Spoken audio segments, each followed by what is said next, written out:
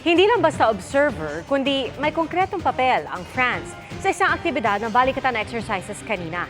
Isang chopper nito ang lumapag sa BRP Davao del Sur. Mula sa Sulusi sa Palawan, nakatutok live si Ian Cruz. Ian?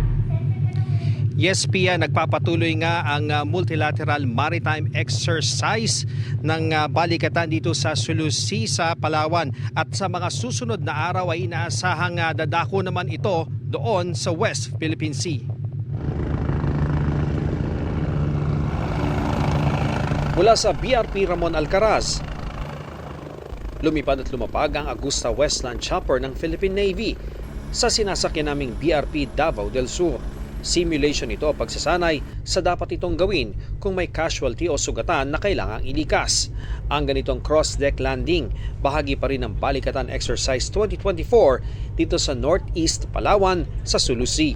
Maraming gamit itong cross-deck landings, kagaya na lamang ng medical evacuation ng mga tropa na sugatan at ginagamit dito sa pagdadala ng mga halagang gamit dito sa barko o sa pagsasakay ng mga sundalo papunta at paalis nitong barko.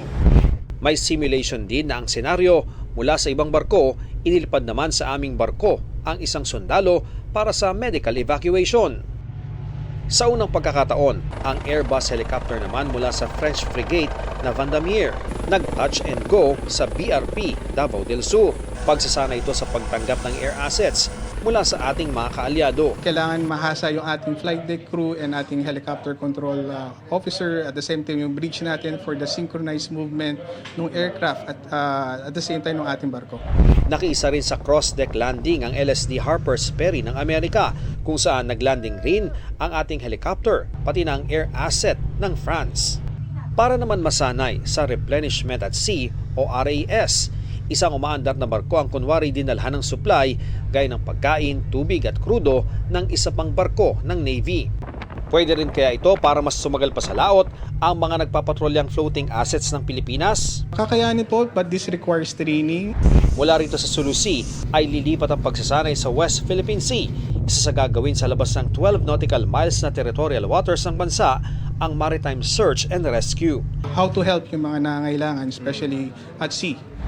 Maraming pagkakataon na nakatanggap ng radio challenge sa mga barko ng Pilipinas mula sa China, pero hindi naman daw ito magiging hadlang para ipagpatuloy ang maritime exercise. The exercise is not about any foreign aggressors or kung sino man yung mga threats na meron tayo sa West Philippine Sea. It's all about interoperability and of course yung improving and developing yung capability and capacity between the different participants dito sa exercise.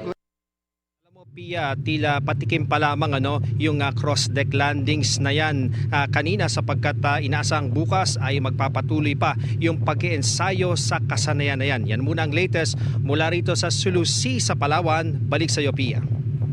Maraming salamat, Ian Cruz.